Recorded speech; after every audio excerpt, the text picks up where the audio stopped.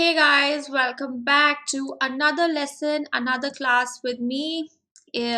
I'm Swastika for those of you who don't know, and welcome to the channel Let's Crack CBSE. So, you guys know that we have basically finished Civics NCRT Pura Pura, and now we are basically just going to be discussing key concepts from that book. Okay, so the last two classes, 1 and 2, were all about fundamental rights because I feel that that's a very important segment, a very important topic in civics that needs to be covered very thoroughly and has to be revised multiple times. So that was one of the reasons why I decided to give two classes on that. And today in Key Concepts 3, we would basically be going over all the main concepts in the entire book. So guys, this class is very important because not only are we going to discuss all the important concepts, but we are also going to discuss questions, especially in forms of MCQs that are popularly asked, that the examiner wants to know. And after doing all of that, we would be doing a very brief revision of all the topics that examiners can possibly ask you from your civics NCRT. So guys, as a lot of you already know, the focus of my teaching and the focus of my classes is never going to be to make you guys rote learners, to make you guys parrots. The focus of my classes is always going to be to make you understand the concepts in a new and in a fun and in an interactive manner. So without any further ado, let's get into it. So guys, of course, welcome to the channel Let's Crack CBSE for class 8. Before we begin, let me just tell you a little about myself. So I have qualified UGC NET in political science. For those of you who don't know what this paper is, this basically means I'm eligible to teach as an assistant professor. After that, I have done my master's in political science from Jawaharlal Nehru University. So I'm from JNU. I'm sure a lot of you must be knowing what JNU is as a university. And so you guys need to feel absolutely safe that you are putting yourself in safe hands because I'm going to be teaching you social sciences. And of course, I've done my BA honors in political science from Delhi University. Delhi University is also one of the few universities that does not need an introduction to be told about. So, guys, of course, I'm very passionate about teaching and I'm here to learn and unlearn with you. This right here is me. Okay, so guys, welcome to India's largest learning platform, that is An Academy. And if you guys are new here and if you guys haven't already taken the subscription, then today and right now is the right time, the right point in time to actually take the subscription. You may ask yourselves why. So guys, the reason for that is that हम लोग आपको क्या provide करते हैं, daily live classes provide करते हैं. Live classes में क्या होता है, एक एडुकेटर आपके सामने आके बैठता है लाइव, आपसे बातें करता है, आपसे इंगेज करता है डिस्कशंस में. आपके जो भी डाउट्स हैं वो डाउट्स बिल्कुल क्लियर हो जाएंगे. एंड ऑफ कोर्स पोल्स तो हम कंडक्ट करते ही हैं. इसके बाद क्या होगा guys, live tests and quizzes. Live tests and quizzes में क्या होता है, हम लोग इवेल्युएट करते हैं preparation with regular mock test and quizzes to get a detailed analysis of your performance. आपकी परफॉर्मेंस का एक डिटेल्ड एनालिसिस लेने के लिए हम क्या करते हैं, टेस्ट्स एंड क्विजेस को करते हैं कंडक्ट, क्या, live. After that guys, we do everything in a structured manner. Structured manner मतलब YouTube and Unacademy में क्या difference है. YouTube में क्या होती हैं चीजें, unstructured होती हैं because YouTube is primarily an platform that is meant for video streaming and movie watching. So it's not an institution that is meant solely for the purpose of studying as Unacademy is. Unacademy is meant for studying. Okay, so guys, of course, structured course also means that YouTube we are not going to have multiple advertisements. We are going to have advertisements that are going to keep interrupting the flow of study, whereas on Unacademy there are going to be no advertisements and it's going to be a fun learning exercise. ठीक है. Other than that guys, we give you unlimited access. So I feel this is one of the most important features because this truly reinstates the idea of what democracy means. ठीक है. Democracy का क्या मतलब, democracy का मतलब कि यहाँ पे इस अनअकैडमी में क्या होता है, जो बच्चे होते हैं वो पिक करते हैं अपने एडुकेटर को. एडुकेटर कभी बच्चों को पिक नहीं करता, बच्चे एडुकेटर को पिक करते हैं. वो लाइव एंड रिकॉर्डेड कोर्सेज देख सकते हैं comfort of any of the devices से. ठीक है. So that is going to be that. अब लाइव क्लासेस क्या होती हैं गाइस? लाइव क्लासेस होती हैं कि एजुकेटर आपके सामने जैसे आता है, बात करता है, लाइव आपसे बातचीत करता है, एंगेज करता है, ताकि आपके सारे डाउट्स जो हैं वो उसी पॉइंट पे क्लियर हो जाए। ऑफ कोर्स आप लोगों को जो एजुकेटर्स पढ़ाएंगे वो टॉप एजुकेटर्स होंगे, मतलब उनका 20 साल से ज़्यादा का टीचिंग एक्सपीरियंस है। उन लोगों ने काफ़ी सारे टॉप रैंकर्स को प्रोड्यूस करा है, so of course a lot of them are going to be gold medallist in their field. So you know you are putting yourselves in good hands by engaging in discussion and by making yourself and by basically getting yourself taught by the top educators in India. ठीक है, so moving on guys, आपका जो syllabus है वो किस तरीके से cover होता है? एक कॉम्प्रिहेंसिव मैनर में। तो 8th क्लास में हम लोग क्या करेंगे गाइज? मैथ्स कवर करेंगे, साइंस कवर करेंगे, इंग्लिश कवर करेंगे, सोशल साइंस कवर करेंगे, हिंदी कवर करेंगे। सोशल साइंस कौन कवर करेगा? मैं आपके साथ करूंगी। हम क्या करेंगे? हिस्ट्री कवर करेंगे, सिविक्स कवर करेंगे और ज्योग्राफी कवर करेंगे। सिविक्स और ज्योग्राफी तो हम ऑलमोस्ट पूरा पूरा देख चुके हैं। ठीक है, अब हमारा मेन पर्पस क्या होगा? क्विक रिवीजन करना। रिवीजन भी हो ही चुका है। इसके बाद हम लोग बस क्या करेंगे? इसके बाद हम फोकस करेंगे क्वेश्चंस पे and then we'll focus on history. तो history is going to be a long drawn project doing history because that is slightly more complicated. Civics and geography जो है वो आपका काफी इजी तरीके से हमने खत्म कराया है एंड अब हम इस पे भी फोकस करेंगे। किस पे? कि हम मैक्सिमम क्वेश्चंस के सही आंसर्स कैसे दे पाए। ठीक है, अब हमारा मेन फोकस इस पे होगा। जब हमने एक बार कंसेप्ट पढ़ लिए, थ्योरी समझ लिया, तो अब हमारा फोकस क्या होगा? अब हमारा फोकस होगा कि हम क्वेश्चंस को सही आंसर कैसे करें। ठीक है, so guys without any further ado, Unacademy learning आपको इंस्टॉल करिए। किधर से? प्ले स्टोर पे जाइए, अनअकैडमी टाइप करिए, इंस्टॉल करिए, हरा बटन दबा के। टेलीग्राम का ये लिंक है हमारा एंड मेरा कोड यूज करिए गाइज, SWAS10। मेरा कोड आप जैसे यूज करेंगे, ये बहुत इंपॉर्टेंट कोड है, इस कोड को यूज करना ही करना है। तो और 1 मंथ के लिए या 6 मंथ के लिए नहीं, सिर्फ 12 महीने या 14 महीने के लिए आपको ये कोड यहाँ पे लगाना है। तो क्या होगा? इंस्टेंटली ये जो प्राइसेस दिख रहे हैं ये क्या हो जाएंगे? स्लैश हो जाएंगे। स्लैश कब होंगे? जब आप मेरा कोड लगाओगे। मेरा कोड क्या है? SWAS10। As soon as you put my code here, the prices will get slashed from 15,000 to 13,500. This of course means कि 1,000 रुपए अगर आप एक महीने का दोगे तो आपके 5 सब्जेक्ट्स हम कवर करवा देंगे अनअकैडमी पे। सो गाइज देर किस बात की है? कोड यूज करिए and work and start cracking class 8 CBSE with our help. Okay, so guys, welcome to another class. Welcome to another lecture with me. And today we are going to be covering the part 3 of the key concepts that I could figure out in your civics NCERT. So guys, if you go through my classes, you would see that I have done every chapter very thoroughly. Each and every key point in each and every one of the chapters I have discussed.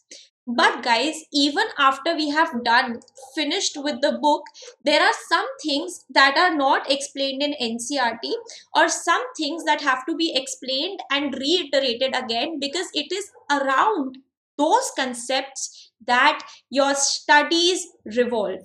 ठीक है, अगर हमें fundamental right समझ नहीं आएगा तो हम काफी आगे वाली DPSP, direct principles of state policy या कॉन्स्टिट्यूशन से रिलेटेड चीजें हम नहीं समझ पाएंगे। ठीक है, तो कुछ कुछ चीजें होती हैं गाइस जो बेसिक स्ट्रक्चर होता है, ठीक है, आपकी अंडरस्टैंडिंग में। अगर आपने वो बेसिक चीजें समझ ली ना गाइस, तो आपको सिविक्स जैसे सब्जेक्ट में तो कभी कोई दिक्कत आएगी नहीं। और मैं इसलिए कहती हूँ, आप मेरे से सुनो, क्योंकि मैंने मास्टर्स करा है पॉलिटिकल साइंस में एक अच्छा रैंक सिक्योर करके। सो गाइज कभी भी लाइफ में हमें रटना नहीं है। लोग कहते हैं कि सोशल साइंसेस इतना रटने वाला चीज है एंड यू नो लाइक बिल्कुल आंसर जैसे स्कूल में बताते हैं, हमें बोलते हैं कि हम रटेंगे चीजें।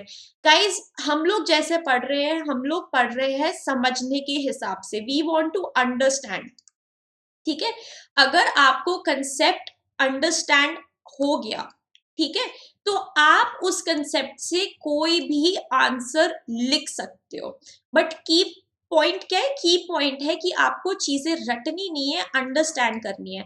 तो इस क्लास में हम लोग फोकस करेंगे किन चीजों पे? हम लोग फोकस करेंगे अंडरस्टैंडिंग पे।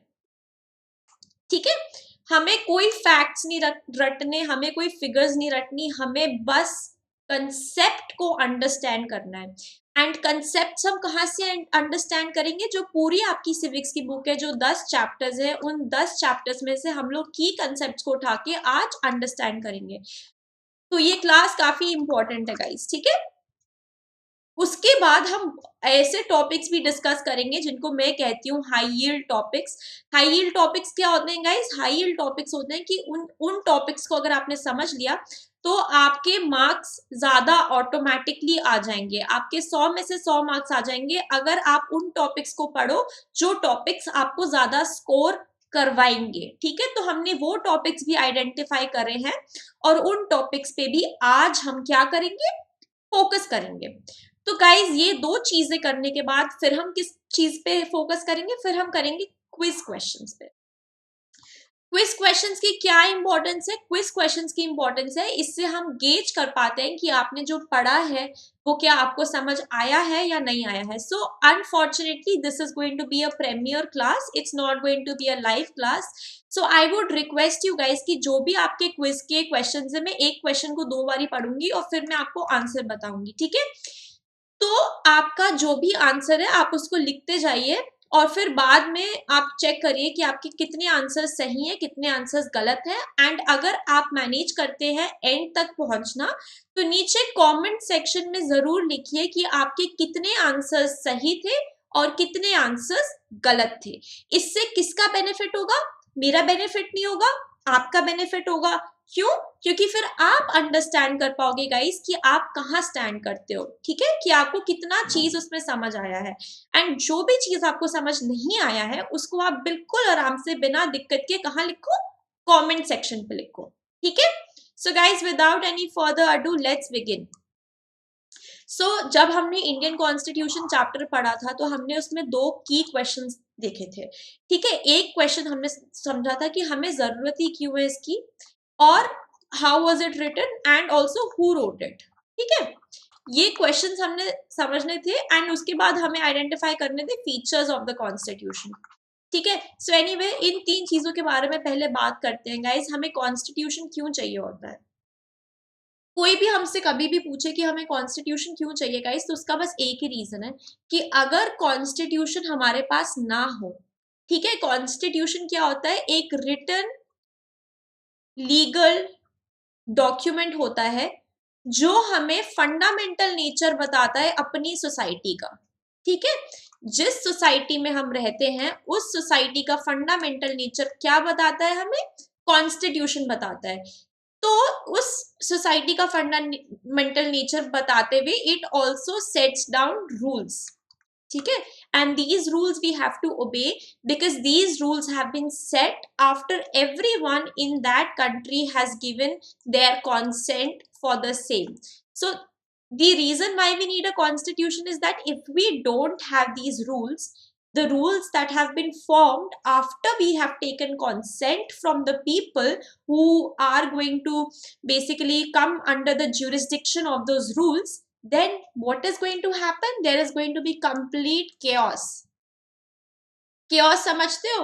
अगर रूल्स नहीं होंगे तो कोई ट्रैफिक लाइट्स पे किसी को फर्क नहीं पड़ेगा, हम एक दूसरे की गाड़ियां ठोक के आगे बढ़ेंगे। अगर रूल्स नहीं होंगे तो फुटबॉल की जगह लोग बास्केटबॉल खेलना स्टार्ट कर जाएंगे।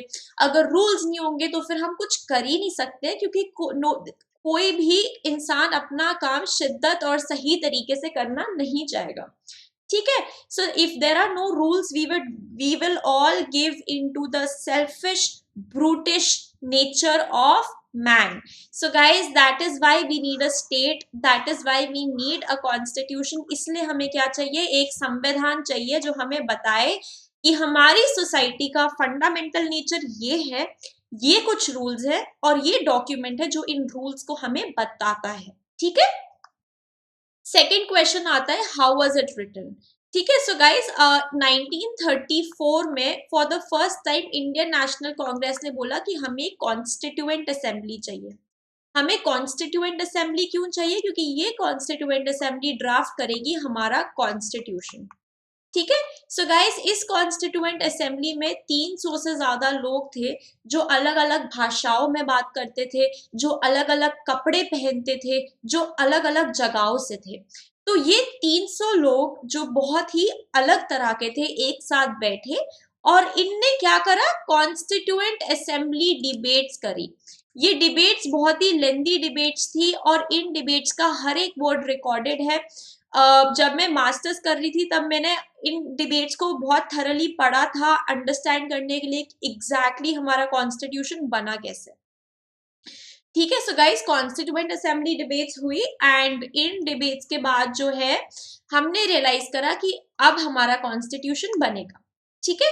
So who wrote it? The constituent assembly was basically responsible for writing and for drafting the constitution. Okay. Okay, guys. So these are the two questions. Next, we are going to understand the features. So the features of our constitution include federalism. What is federalism? Federalism in very simple word means that we have more than one level of government. Why do we have more than one level of government? Because people in India exist at multiple levels. जो central government है वो एक गांव में क्या हो रहा है, गांव के लोग क्या दिक्कत फेस कर रहे हैं, वो अंडरस्टैंड नहीं कर सकती। ठीक है। सिमिलरली लोग जो है इंडिया में सिर्फ लोकल लेवल पे एग्जिस्ट नहीं करते जैसे विलेज लेवल पे, बट वो एग्जिस्ट करते हैं स्टेट के लेवल पे भी, वो एग्जिस्ट करते हैं पूरे एक यूनिफॉर्म इंडिया के लेवल पे भी। सो ऑब्वियसली जब लोग अलग लेवल्स पे एग्जिस्ट करते हैं तो हमें अलग लेवल्स पे गवर्नमेंट भी चाहिए। ठीक है। So that is why we have 3 tiers of government, which is central government, state government, local government. The issues that these 3 levels of the government deal with are specified in the constitution, and over there we have a central list. Central list में क्या चीजें cover होती है? Defence से related बातें cover होती है, atomic energy से रिलेटेड बातें कवर होती है। स्टेट लिस्ट क्या किसको गवर्न करती है? स्टेट लिस्ट गवर्न करती है स्टेट को। क्या बातें कवर होती है स्टेट लिस्ट में? एक स्टेट की हेल्थ कैसी है, वाटर एंड सैनिटेशन फैसिलिटीज मिल रही है।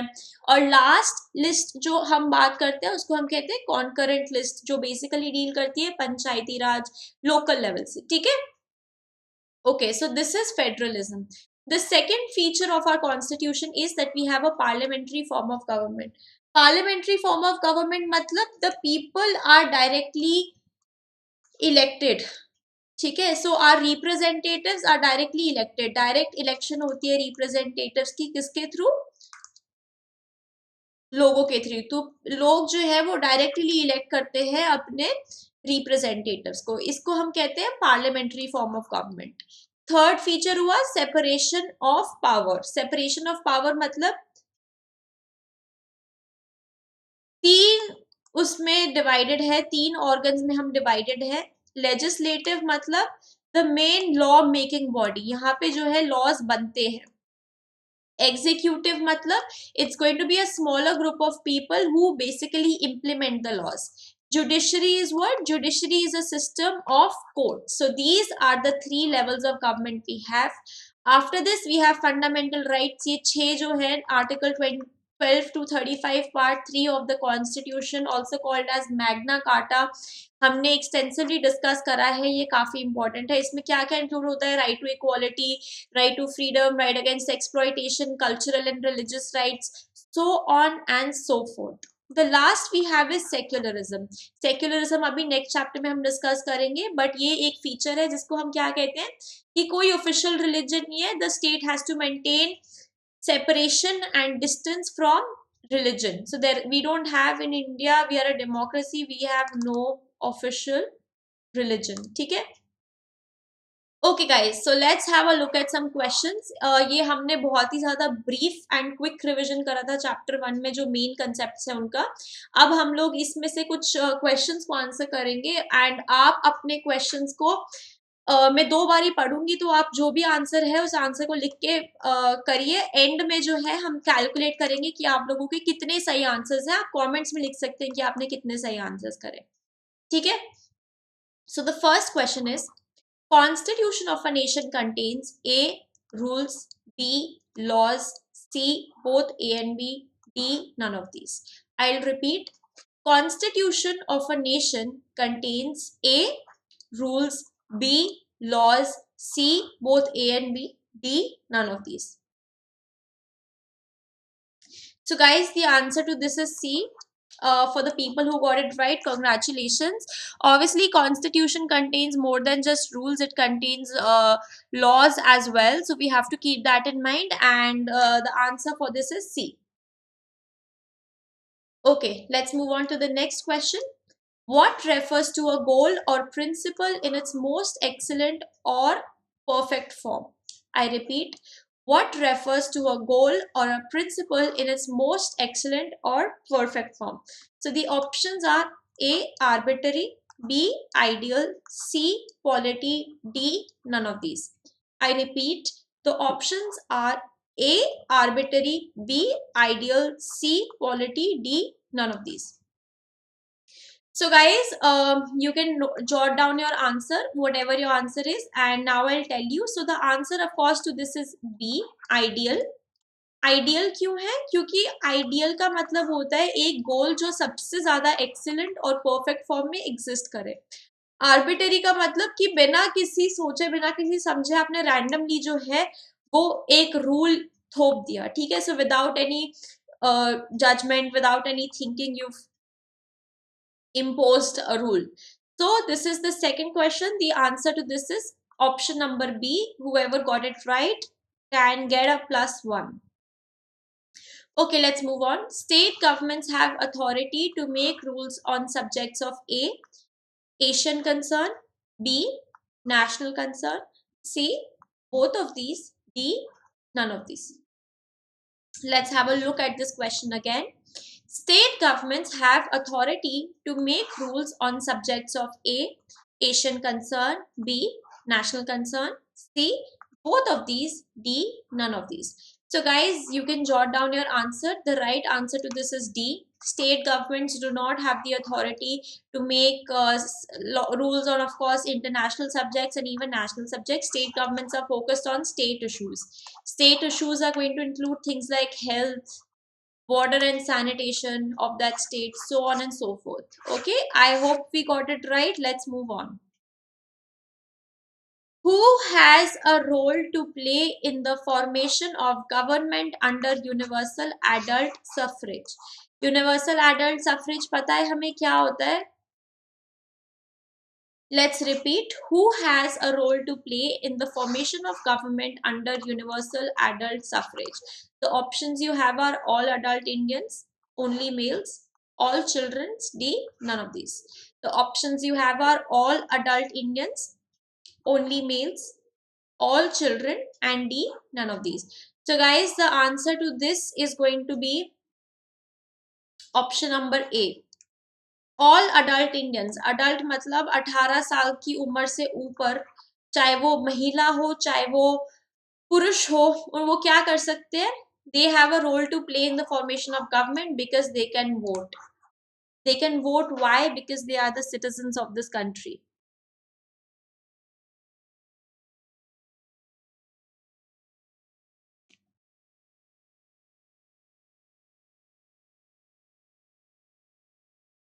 Okay guys, let's move on to the next question. The next question is, what kind of roles citizens of India play in electing their representatives? We have studied this question. We have studied something along this question multiple times. So let's have a look. What kind of role citizens of India play in electing their representatives? They play an indirect role, they play no role, they play a direct role, they play a submissive role. What is the answer? I'll repeat. What kind of role citizens of India play in electing representatives? They play an indirect role, they play no role, they play direct role, they play submissive role. So guys, the option to this is C.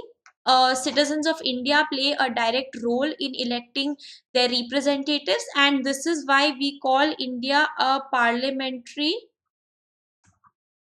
form of government. The next question is, what refers to independent people in a democratic form of government? I repeat, what refers to independent people in a democratic form of government? A. Sovereign. B. Ideal. C. Polity. D. Trafficking. The options are A. Sovereign. B. Ideal. C. Polity. D. Trafficking. So, guys, think for 10 seconds. I'll give you 10 seconds. Jot down your answer.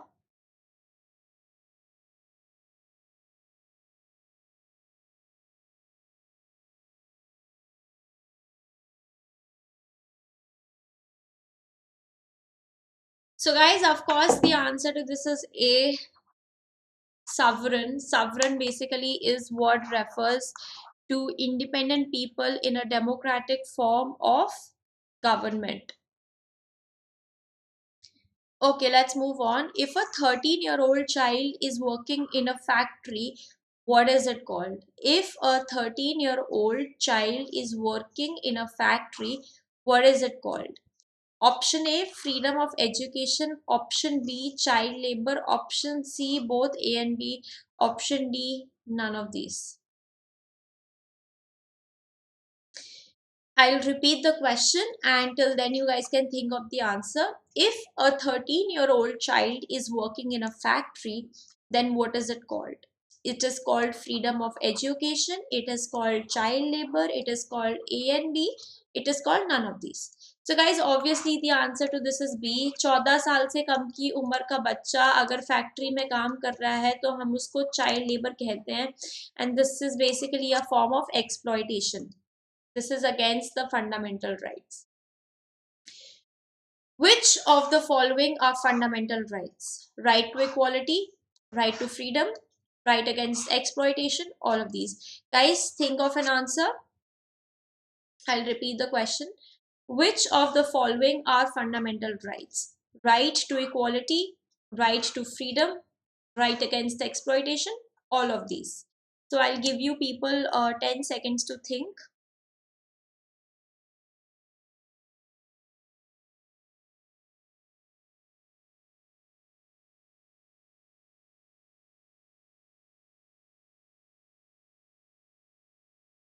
Okay, so guys, of course, the answer to this is D, all of these. Right to equality is a fundamental right. Right to freedom is also a fundamental right. Right against exploitation, of course, is a fundamental right. So, guys, this we had extensively discussed. So, the answer is D. जो हमने पिछले 2 classes करे थे उसमें हमने fundamental rights ही discuss करा था, ठीक है? Let's move on. Secularism means the state promotes one religion, no religion, both A and B, none of these. I repeat, secularism means the state promotes one religion, no religion, both A and B, none of these. So I'll give you people 10 seconds to think.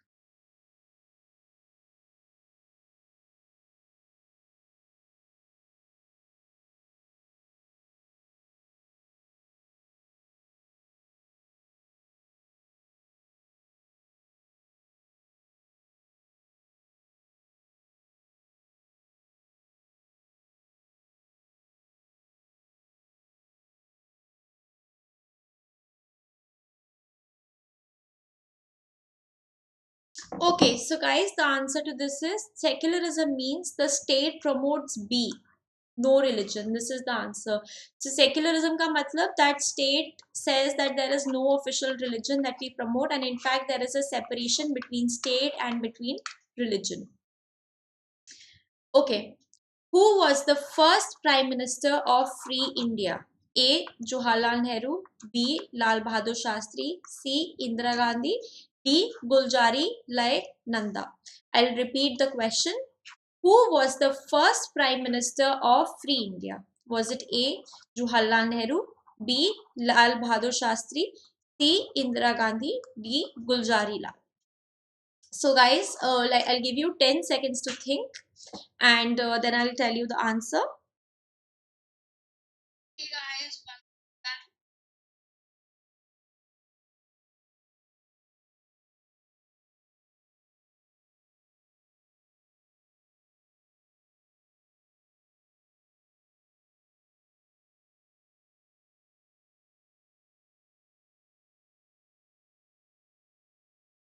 Okay, so guys, the answer to this is A. uh, we know that the first prime minister of free India was Jawaharlal Lal Nehru, and he was the reason why we had the 5-year development plans, which he basically came up with Mahalanobis. ठीक है, so these people, हम लोगों ने geography में पढ़ा था, इन लोगों ने किस पे एम्फसाइज करा था? Heavy machinery and industrialisation. ठीक है, so the first prime minister of free India was Jawaharlal Nehru. The option is A. Let's move on. In 1934, Dash demanded for a constituent assembly for the first time. Guys, ये question भी हमने काफी बारी discuss करा हुआ है. The options are A, Indian National Congress, B, Swarajya Party, C, Forward Bloc, D, Communist Party. I repeat, in 1934, Dash demanded for a constituent assembly for the first time.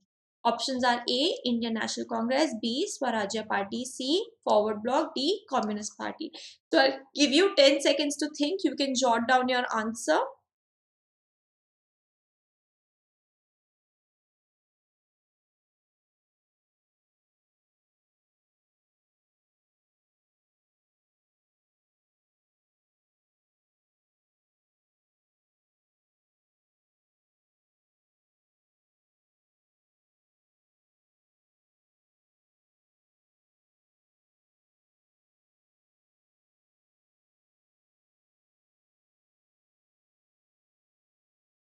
Okay, so guys, the answer to this is A. Indian National Congress had basically demanded a constituent assembly in 1934 for the first time, and when the Second World War happened, then this demand gained even more momentum, and at the end of the day, we finally had a constituent assembly was convened, which was given the task of drafting a constitution for free and independent India. So guys, the next question is something similar. The next question is saying the Indian Constitution was drafted by A, Congress, B, Constituent Assembly, C, Judicial Assembly, D, Hindu Mahasabha. So let's have an answer. I'll wait for 5 seconds. This is a very easy question.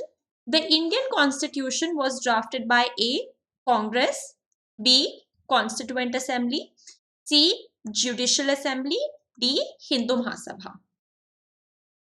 So guys, of course, the answer to this is B. Constituent Assembly took the pain of drafting the Indian Constitution. It consisted of more than 300 people who basically used to sit down every day and debate, and these debates were popularly known as Constituent Assembly debates. So they basically drafted the Indian Constitution for us. Let's move on to the next question.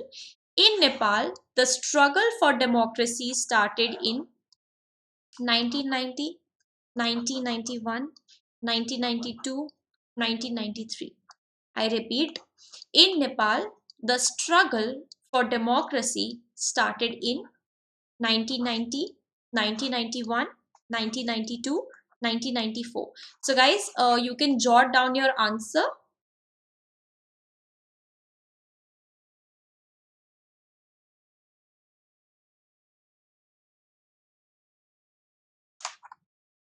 So the answer to this is A. In 1990, a struggle for independence started, and eventually in 2015, we had a constitution. Nepal was finally given a constitution.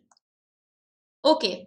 So the father of the Indian constitution is father of the Indian constitution. Your options are B.R. Ambedkar, Ali Khan, Rajendra Prasad, S.C. Sinha.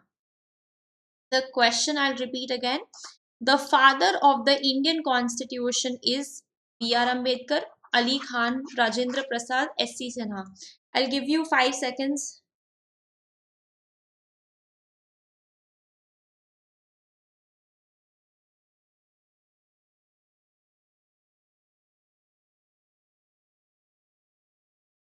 Okay, so guys, the answer to this is A. Of course, it was B.R. Ambedkar who was the father of the Indian Constitution.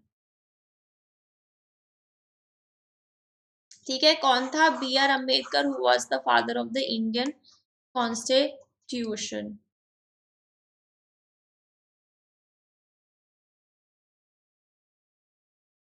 Okay, let's move on. To ensure greater economic and social reforms, the constitution introduced. Guys, यहाँ पे catch phrase क्या है? Economic and social reforms को introduce करने के लिए constitution ने क्या इंट्रोड्यूस करा? A, directive principles of state policy, B, fundamental rights, C, judiciary rights, D, executive rights. So I'll repeat the question. To ensure greater economic and social reforms, the Constitution introduced A, directive principles of state policy, B, fundamental rights, C, judiciary rights, and D, executive rights. So guys, the answer to this is A.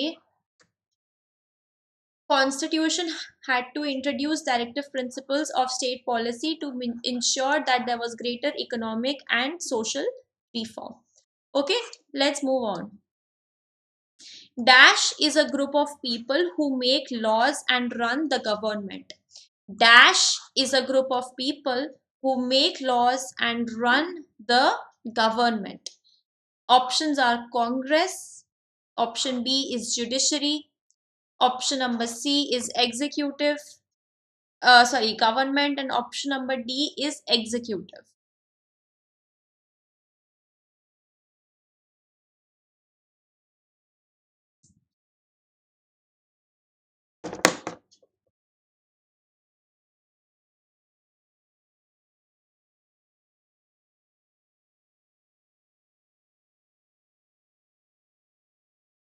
So guys, of course,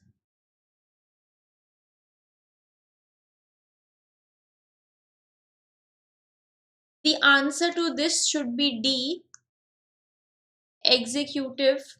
But also it shouldn't be make, it should probably be implement. The word should be the people who implement laws and run the government. The option for that then is D. Make laws, तो law making हम लोग हमेशा legislature से associate करते हैं, ठीक है? Let's move on. The existence of more than one level of government in any country is called A, democracy, B, federalism, C, universal adult franchise, and D, monarchy. I'll repeat. The existence of more than one level of government in any country is called democracy, federalism, universal adult franchise, and monarchy. What is the right option, guys? Come on, let's hear it. Okay, so of course the option is B. We have discussed this multiple times. India में 3 levels है government की, 3 tyres है, एक central पे है, एक state पे है, एक लोकल लेवल पे है. तीनों अलग अलग लिस्ट से चलती है. सेंट्रल लिस्ट से सेंट्रल चलती है, स्टेट लिस्ट से स्टेट गवर्नमेंट चलती है, कॉन्करेंट लिस्ट से लोकल गवर्नमेंट चलती है. ठीक है, ये अलग अलग एग्जिस्ट क्यों करते हैं? क्योंकि इंडिया में जो लोग हैं वो एक से ज्यादा लेवल पे एग्जिस्ट करते हैं. ऐसा नहीं है कि सब लोग गाँव में ही है, शहर में भी लोग हैं, सिटी में भी लोग हैं. उन सब लोगों को सिर्फ एक सेंट्रल गवर्नमेंट कंट्रोल एंड उनके लुक ओवर नहीं कर सकती. तो ऑफ कोर्स हमें अलग अलग लेवल्स पे गवर्नमेंट चाहिए.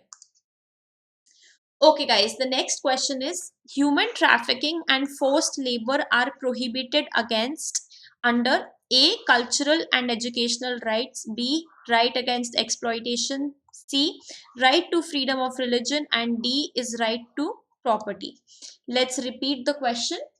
Human trafficking and forced labor, human trafficking and forced labor are prohibited. इसको prohibit करते हैं हम किसके under? A, cultural and educational rights के under, B, right against exploitation के under, C, right to freedom of religion के under, and D, right to property.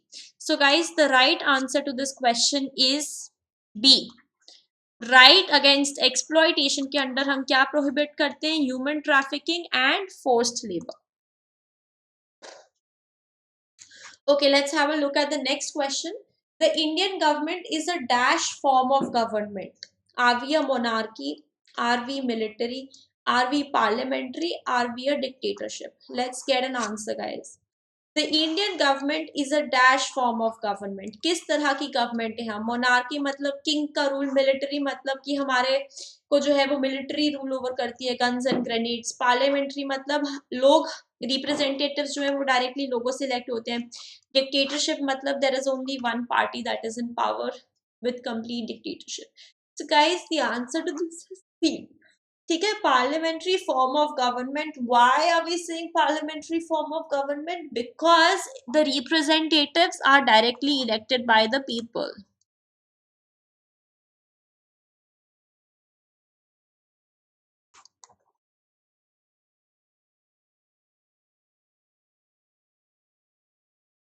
Right to move freely falls under A.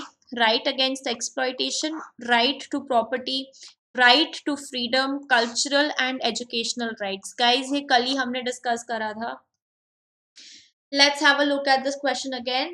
Right to move freely falls under right against exploitation, right to property, right to freedom, cultural and educational rights. So guys, the answer to this is C. Right to freedom के under क्या fall करता है? Right to move freely. Right to move freely मतलब आप किसी भी part में India के कहीं से भी कहीं मूव कर सकते हो किसी भी टाइम पे. आप वहां पे अपना प्रोफेशन ऑक्यूपेशन जो भी है वो भी प्रैक्टिस कर सकते हो. इसका मतलब मैं श्रीनगर से जो हूँ कन्याकुमारी रोड ट्रिप पे जा सकती हूँ, मेरे को कोई नहीं रोक सकता. मैं अहमदाबाद से मिजोरम अपने प्रोफेशन शिफ्ट कर सकती हूँ, मेरे को वो करने से भी कोई नहीं रोक सकता. ठीक है. Okay, guys, the next question is the system of courts in a country is collectively referred to as A. Judiciary, B. Congress, C. Minister, D. Executive. So, the right answer to this question is system of courts in a country क्या होता है? Collectively refer करते हैं उसको हम judiciary से. ठीक है? Option A is the right answer. Dash was the president of the Constituent Assembly. Who was the president of Constituent Assembly? You have some options, guys. You have Dr. Rajendra Prasad, you have S. Radhakrishnan, you have B.R. Ambedkar, you have C. Balaji. Who was it? Who was the right answer?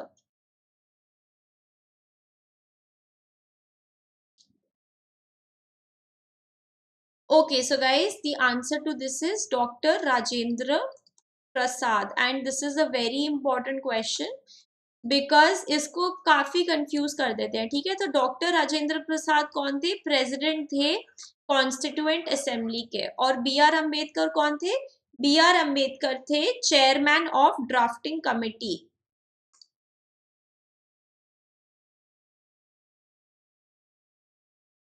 So Dr. Rajendra Prasad, option A is the right answer, was the president of Constituent Assembly.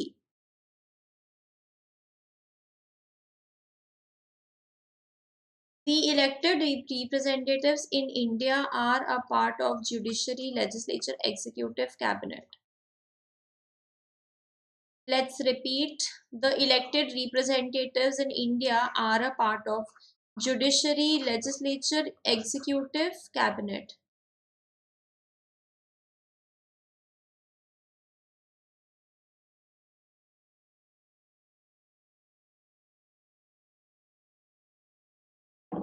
Okay, so guys, of course the answer to this is B. Legislature में क्या होता है? Legislature में जो है वो elected representatives होते हैं. ये इलेक्टेड रिप्रेजेंटेटिव्स क्या होते हैं? डायरेक्टली लोग इलेक्ट करते हैं. फॉर एग्जांपल ये 10 लोग हैं, इनका कुछ दिक्कत है तो इनने एक इंसान को इलेक्ट करा जो कलेक्टिवली इन 10 लोगों की वॉइस कहाँ बताएगा? लेजिस्लेचर मतलब पार्लियामेंट में बताएगा. ठीक है, सो ये है. Okay guys, next question is everyone is equal before law. This right falls under right to education, right to vote, right to equality, right to study.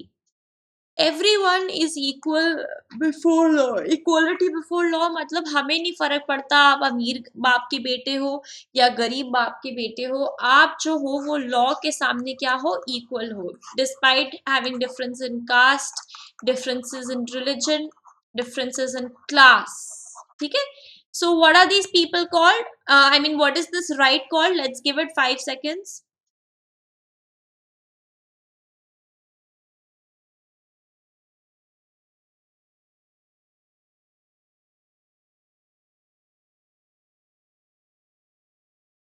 Okay, so guys, this is what we call right to equality. So the option number C is the right answer. Okay. हम सब equal है law के सामने, ये किस में incorporate होता है? Right to equality. Okay, let's move on. So guys, that was an entire bundle of questions I had prepared that I thought was necessary after wrapping up the first chapter. So the second chapter, we are going to focus on only one key concept in this chapter, which is secularism. Secularism का बहुत ही मतलब निठल्ला, बहुत ही simple ले man language में meaning क्या होता है कि separation between religion from state. Religion और स्टेट जो है वो क्या है? वो सेपरेट स्फीयर्स है जो एक दूसरे के साथ इंटरैक्ट नहीं करते. इस सेपरेशन को हम क्या बोलते हैं? इस सेपरेशन को हम जनरली सेक्युलरिज्म बोलते हैं. बट जब हम इंडिया के केस में सेक्युलरिज्म की बात करते हैं तो इंडिया के केस में सेक्युलरिज्म एक इलास्टिक बैंड की तरह फंक्शन करता है. क्यों? क्योंकि हम लोग तीन तरह से डोमिनेशन ऑफ रिलीजन, सेक्युलरिज्म का एक और डेफिनेशन एसेंस क्या होता है कि कोई एक रिलीजन जो है वो डोमिनेट नहीं कर सकता, and the domination of the majoritarian religion. So guys, हमें पता है कि हर एक देश में, हर एक कंट्री में क्या होता है, एक मेजोरिटी होती है रिलीजन. जैसे हिंदुस्तान में क्या है, 80% हिंदूज हैं, ठीक है, और 20% मुस्लिम्स हैं. तो ऑब्वियसली हिंदूज मेजोरिटी में है, तो हिंदूज जो है अपनी मेजोरिटी, न्यूमेरिकल मेजोरिटी दिखा के मुस्लिम्स को क्या कर सकते हैं? अपीज कर सकते हैं, एक्सक्लूड कर सकते हैं, डिस्क्रिमिनेट कर सकते हैं.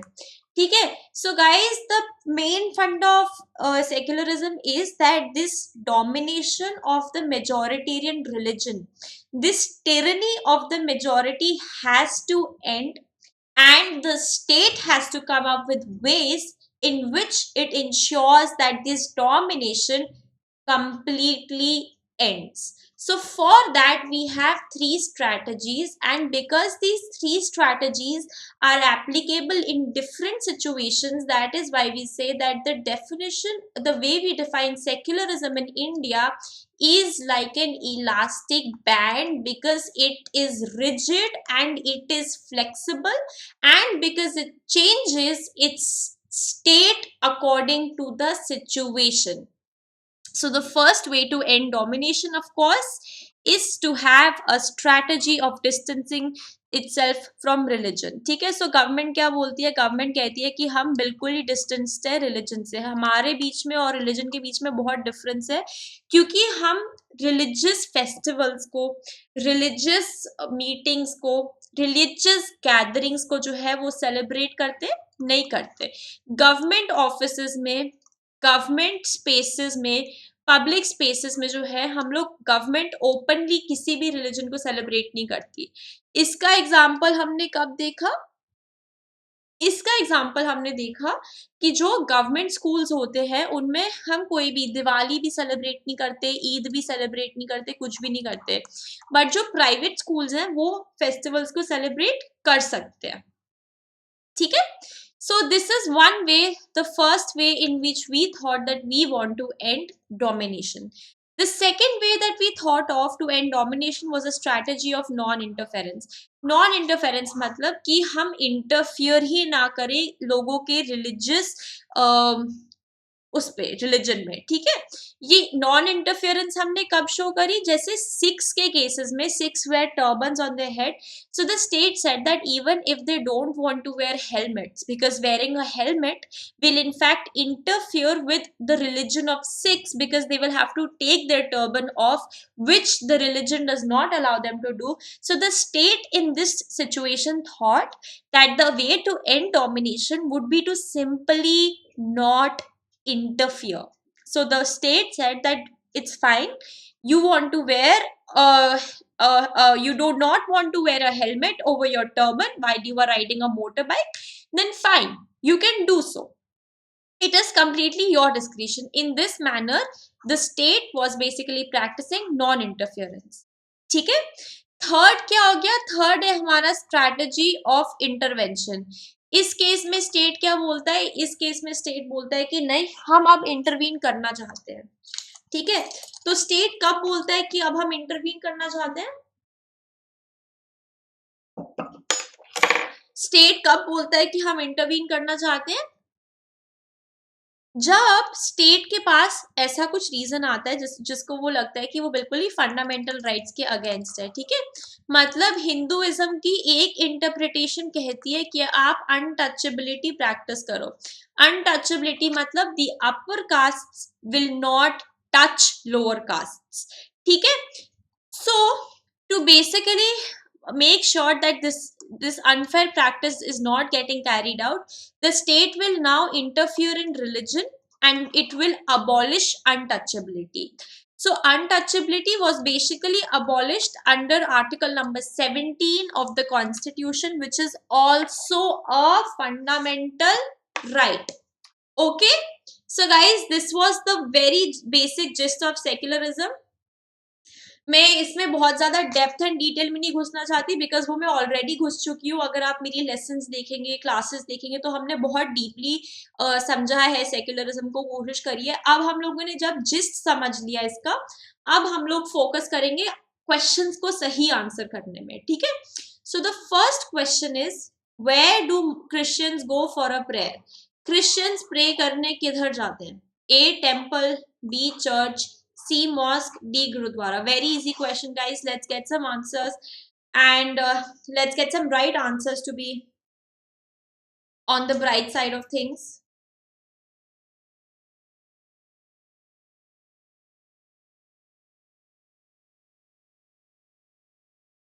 Okay, so guys, the answer to this, of course, is B.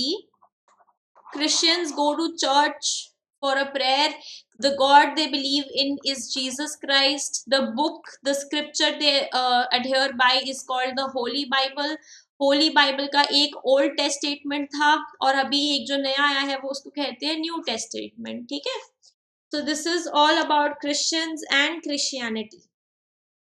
Okay, question number 2, what happened in Hitler's Germany? Several million people were killed. Bomb blast took place in Nagasaki. Assassination of Mrs. Indira Gandhi. All of these. So guys, Hitler की Germany में ना बहुत ही अजीब चीजें हुई थी, ठीक है। Hitler was a fascist dictator. Fascist dictator मतलब वो कहता था कि जो मैं कह रहा हूँ वो सही है एंड बाकी और किसी की बात जो है वो सुननी ही नहीं चाहिए, ठीक है। सो हिटलर की जर्मनी में क्या हुआ? हिटलर की जर्मनी, मैंने बोला कि हिटलर ने बोला कि हमारे को जर्मनी में बस ऐसी रेस चाहिए लोगों की जो आर्यन है। आर्यन रेस मतलब जिन लोगों के पास ब्लॉन्ड हेयर है, जिन लोगों के पास ब्लू आईज है, ये लोग कहाँ बिलोंग करते हैं? टॉप ऑफ द पिरामिड में। तो हमें बस इन लोगों का पॉपुलेशन चाहिए। फिर हिटलर ने कहा कि आप सारे ज्यूज को मार डालो, finish them, kill all of them. Why? Because they do not belong to Aryan race. So guys, Jews क्या थे? Jews जो थे वो traditionally economics handle करते थे। मतलब they were supposed to be the richest people. Why? Because they were very good at handling money. They were very good at handling gold. So Hitler felt that these Jews would completely dominate and have always dominated over the German race. So Hitler, because he was a jealous man, because he was a fascist dictator, he said that, you know, I want to kill off all the Jews because they have for generations on an end been reaping benefits that primarily belonged to the pure Arman German race. So the solution that Hitler came up with, that the only way to make sure that there is that the money goes to the German race and not to the Jews, is to simply kill off all the Jews. ठीक है। So he did this. He went ahead with the propaganda and उसने क्या setup करे? Concentration camp setup करे। Concentration camps क्या होते थे guys? Imagine करो हम क्लास में बैठे हैं 40 लोग, ठीक है, और हम एक इस क्लासरूम में हवा नहीं आ सकती, कुछ नहीं जा सकता। तो कॉन्सेंट्रेशन कैंप में क्या होता था कि इस क्लासरूम में जो है हम लोग पॉइजनस गैस लीक करते हैं। इस पॉइजनस गैस को इनहेल करके जो है हम सब लोग क्या हो जाएंगे? मर जाएंगे। सो गाइस, जब ये ज्यूज मरने जा भी रहे होते थे ना कॉन्सेंट्रेशन कैंप्स में, तो इनको पता नहीं होता था कि ये एक्चुअली मरने वाले हैं, ठीक है। These guys didn't know that they are going to die and whatever. They simply thought they were going to take a bath. because that is how Hitler used to portray it. ठीक है, he used to be like all the Jews are going to take a big fancy bath, and in that bath they used to leak poisonous chemicals, and this came to be called as concentration camps because they felt कि एक गोली, अगर एक एक गोली से जीव को मारना हो, so they used to feel that it is not worth it. It is not worth it to waste one bullet on one jew because the bullets are so expensive. So the easiest and the cheapest way of killing of people is to simply kill off them, all of them together. ठीक है? So this is what Hitler used to do. So guys, the entire purpose of understanding social science, the entire purpose of studying history is to not be like Hitler, is to prevent a situation like that from ever happening again. ठीक है? Okay, so let's move on. Next question is, what does it mean to force someone to do something? A, coercion, B, intervene, C, interpret, D, none of these. So the answer of course is A, guys. Coercion क्या होता है? Coercion होता है जब हम किसी को जबरदस्ती फोर्स करें कुछ करने के लिए जो वो इंसान करना नहीं चाहता. Indian Constitution contains fundamental rights, discrimination, inequality, all of these. Right answer is, what is it? 1, 2, 3, 4, 5. 5 seconds. The right answer is A. हमें पता है फंडामेंटल राइट्स कंटेन करता है. ये तो बहुत इजी क्वेश्चन है गाइस, फटाफट करते हैं. What could the tyranny of majority result in? Tyranny of the majority हमें पता है, हमने समझाया है. एक देश है, 80% हिंदूज हैं, 20% मुस्लिम्स हैं. 80% मुस्लिम्स जो है वो 20% मुस्लिम्स को डिस्क्रिमिनेट कर सकते हैं, एक्सक्लूड कर सकते हैं. क्यों? क्योंकि वो एक न्यूमेरिकल मेजोरिटी में है. तो क्या हो सकता है अगर टिरनी ऑफ द मेजोरिटी हो? डिस्क्रिमिनेशन होएगा, हाँ हो सकता है. कोअर्शन होएगा, हाँ हो सकता है. सो क्या ऑप्शन हो गया? Both A and B. Tyranny of the majority is bad, and that is why constitution does what? It tries to safeguard minority rights. ठीक है? What can we not do in government schools? We cannot sing national anthem, we cannot sing Rashtriya Geet, we cannot celebrate any religious festival. D, none of these. What can we not do in government school? The right option is C. We cannot celebrate any religious festival. Which of the following is a set of Jainism? Jainism भी एक religion है जो Buddhism से काफी मिलता है. अगर आपने बुद्धिज्म के बारे में सुना हो तो क्वेश्चन है कि इनमें से कौन सा जो है वो सेक्ट है जैनिज्म का? आर्य समाज, खालसा, दिगंबर, सनातन धर्म. सनातन धर्म. So guys, I will give you 5 seconds.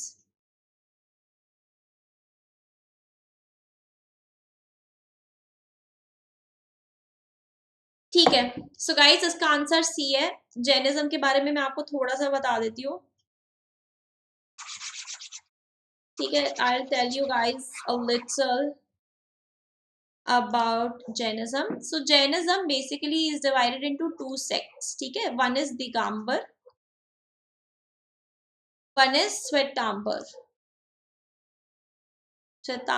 ठीक है, तो जो ये दिगंबर सेक्ट होता है इसको हम कहते हैं स्काई क्लैड. ठीक है, एंड जो ये श्वेतांबर होता है इसको हम कहते हैं white clad.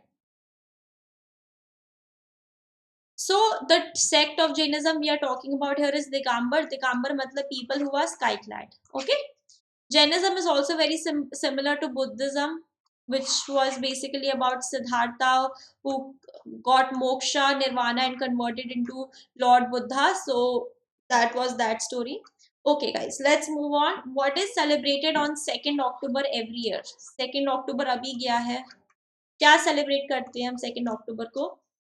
Of course guys, Gandhi Jayanti celebrate करते हैं. ये तो सबको पता ही होना चाहिए. तो इजी क्वेश्चन है. Okay guys, let's move on to the next part. The next part we are going to talk about is parliament. Parliament of India में हमने काफी डिटेल में पढ़ चुके हैं. आपको पूरी वीडियोस देखनी है, पूरी बात समझनी है तो आप खोलिए वीडियो को, मतलब खोलिए एंड आप उसमें देख सकते हैं. हमने काफी डेप्थ में डिस्कस करा है. इसमें हम क्या डिस्कस करेंगे? हम बहुत शॉर्ट में डिस्कस कर लेंगे पार्लियामेंट के बारे में. पार्लियामेंट क्या होता है guys? Supreme law making authority body होती है. ठीक है, इंडिया में जो भी लॉज बनते हैं वो कहाँ से बनते हैं? पार्लियामेंट से बनते हैं. सो हमने ये समझा, फिर हमने समझा कि हम पार्लियामेंट को समझे कैसे. तो हमने बोला अपने आप को कि हम अपने दिमाग में एक ट्रायंगल इमेजिन करते हैं. ठीक है, इस ट्रायंगल को हम कहते हैं कि ये ट्रायंगल क्या है, पार्लियामेंट है। इस ट्रायंगल के टॉप पे क्या है, प्रेसिडेंट है। राइट साइड पे क्या है, लोकसभा है। लेफ्ट साइड पे क्या है, राज्यसभा है। ठीक है, तो हमने बोला गाइस कि जो इंडियन पार्लियामेंट है ना, उसमें ये तीन चीजें होती हैं, एक प्रेसिडेंट होता है, एक राज्यसभा होता है, एक लोकसभा होता है। ये तीनों चीजें जो हैं वो इंडियन पार्लियामेंट को कॉन्स्टिट्यूट करती हैं। फिर हमने समझा कि चलो हम लोकसभा के बारे में थोड़ा समझ लेते हैं कि वो है क्या। तो लोकसभा को हम काफी सारे नेम से बुलाते हैं। हम लोकसभा को लोअर हाउस बोलते हैं, हम लोक सभा को हाउस ऑफ पीपल बोलते हैं। हाउस ऑफ पीपल क्यों बोलते हैं गाइस, क्योंकि यहाँ पे जो भी रिप्रेजेंटेटिव्स होते हैं वो डायरेक्टली लोगों ने इलेक्ट कर रहे होते हैं। किस बेसिस पे, यूनिवर्सल एडल्ट फ्रेंचाइज के बेसिस पे लोगों ने इलेक्ट कर रहे होते हैं। ठीक है, फिर हमें पता है लोकसभा में जो है वो कितने सालों का टर्म है, 5 साल का टर्म होता है। इसको डिसॉल्व कौन करता है, प्रेसिडेंट डिसॉल्व करता है। तो क्योंकि लोकसभा एक ऐसा हाउस है जो डिसॉल्व हो जाता है, तो इसलिए हम इसको क्या बोलते हैं, टेम्पररी। ठीक है, सो गाइज ये कुछ कुछ चीजें जो हमने पढ़ी थी, एंड जो लास्ट चीज हमने लोकसभा के बारे में पढ़ी थी वो नंबर ऑफ मेंबर्स था। तो लोकसभा में काफी ज्यादा मेंबर्स हैं, मैक्सिमम 550 हो सकते हैं, बट अभी 545 है। इनमें से जो है दो जो होते हैं वो क्या होते हैं, एंग्लो इंडियंस होते हैं जो नॉमिनेट होते हैं। ठीक है, okay guys, let's talk about Rajya Sabha. Rajya Sabha को हम प्यार से क्या बुलाते हैं, राज्यसभा को हम बुलाते हैं अपर हाउस। ठीक है, और क्या बुलाते हैं, काउंसिल ऑफ स्टेट्स। और क्या बुलाते हैं, और बुलाते हैं हम इसको टेम्पररी हाउस। टेम्पररी हाउस क्यों बुलाते हैं गाइस, क्योंकि यहाँ पे जो भी मेंबर्स है ना वो सिर्फ 6 साल के लिए इलेक्ट होते हैं, और हर 2 साल में क्या होता है, every 2 years 1/3 of the people retire, and because of that, sorry, this because of that this house is called a permanent house, because it is never dissolved completely like Lok Sabha is dissolved. Okay, so guys, these are some of the interesting things about Rajya Sabha and Lok Sabha, and of course the last thing is going to be the number of members. So maximum members we can have here is 250. Right now we have 245, and 12 of these 250 are basically nominated members. ठीक है, so guys, this is what we mean by Rajya Sabha, Lok Sabha, and this is what we mean by Parliament. फिर हमने बात करी थी कि एक bill जो है वो एक्ट कैसे बनता है। तो गाइज जो ऑर्डिनरी बिल होता है ना वो कहीं पे भी इनिशिएट हो सकता है, राज्यसभा में भी इनिशिएट हो सकता है, लोकसभा में भी इनिशिएट हो सकता है। अगर हमने लोकसभा में एक ऑर्डिनरी बिल इनिशिएट करा तो वो जब मेजोरिटी ऑफ द पीपल से yes to it, it will go to Rajya Sabha. If Rajya Sabha wants changes and alterations, it will come back to Lok Sabha. Once Lok Sabha agrees, it goes again to Rajya Sabha. Once Rajya Sabha agrees, it goes to the president. So ये पूरा जो game है ना ये इन तीनों के बीच में चलता रहता है। ठीक है, एक जगह से पास होता है, दूसरी जगह पहुंचता है, दूसरी जगह से पास होता है, तीसरी जगह पहुंचता है। अगर तीनों जगह से हो गया तो ये बिल क्या बन जाता है, एक्ट बन जाता है। ठीक है, सिमिलरली आप ऑर्डिनरी बिल को राज्यसभा में इनिशिएट करें तो वहां से मेजोरिटी मिलेगी तो लोकसभा जाएगा, लोकसभा ने हाँ करा तो प्रेसिडेंट के पास जाएगा, प्रेसिडेंट ने हाँ करा तो ये बिल क्या बन गया, एक्ट बन गया। ठीक है, सो बस यही है हमारा पार्लियामेंट, अगर हम बहुत सिंपल बहुत इजी भाषा में एक्सप्लेन करें। So this is it, let's do some questions. So guys, parliament enables Indian citizens to participate in A, decision making, B, controlling the government, C, both A and B, D, none of these. So the answer to this of course is C. Parliament जो है वो enable करता है Indian citizen को decision making में भी और control करने में भी गवर्नमेंट को। डिसीजन मेकिंग में कैसे इनेबल करता है, कंट्रोल कैसे करता है गवर्नमेंट को, अगर लोगों को पसंद ना आए, if people of India disagree with something that the parliament has done, for example they have passed a discriminatory law and they've passed a discriminatory bill and now that is an act, so people can basically protest and people can be like इसको हटाओ इसको हटाओ इसको हटाओ, and वो हट सकता है फिर। ठीक है, ऑब्वियसली जब तक लोग अपना ट्रस्ट नहीं डालेंगे किसी पॉलिटिकल पार्टी में तब तक वो पॉलिटिकल पार्टी पावर में आ ही नहीं सकती। So the people, it is the trust of the people that is mandatory to be gain. Okay, moving on. During British rule, which government of India act allowed some elected representation? So we have already discussed this in one of the classes. Options are Government of India Act 1919. Option number B is Government of India Act 1909. Option C is Government of India Act 1916. D is 1947. So guys, the option is B. GOI Act 1909 ने थोड़ा representation allow करा था during British rule, but of course that was not enough. That was hardly anything. Okay, let's move on. Representatives to the parliament are chosen by people, rulers, government, none of these. Let's repeat.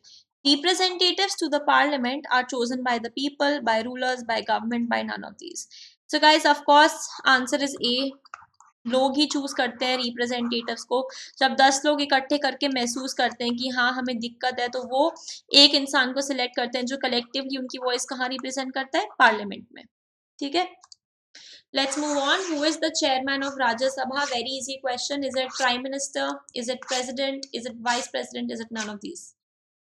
Chairman कौन है राज्य सभा का? Option C is the right answer guys. Vice president of India अभी कौन है? वेंकैया नायडू. ठीक है, so he is considered the chairman of Rajya Sabha.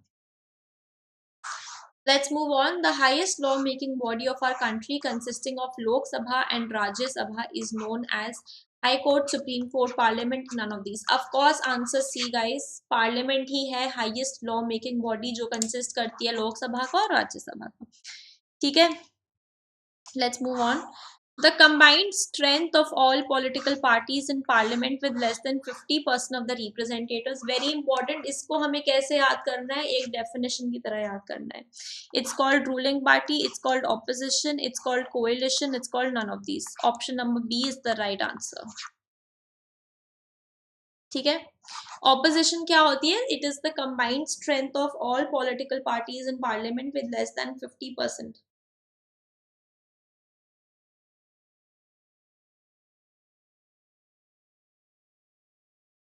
What is the most important function of Lok Sabha? How to celebrate Diwali? The Prime Minister selects minister, both A and B, D, none of these. Of course, none of these, guys. This is the very easy question. What does PMO refer to? Prime Master Office, Postmaster Office, Primary Municipal Office, none of these. Obviously, none of these. PMO refers to Prime Minister Office, not Prime Master Office. ठीक है? Upper house of the parliament representing the states is called Lok Sabha, Rajya Sabha, Parliament. None of these. ये तो अभी discuss कर रहा है. Upper house को क्या बोलते हैं? काउंसिल ऑफ स्टेट्स बोलते हैं. काउंसिल ऑफ स्टेट्स किसको बोलते हैं? राज्य सभा को बोलते हैं. Who looks after sanitary conditions of the country? Health Minister, Home, Finance, all of these. Obviously, Health Minister हमारी sanitary conditions के ऊपर देखेगा, guys. Again, another obvious question. But we should still know. In parliament, seats are reserved for SCs, STs, none of them, both A and B. So let's get an answer.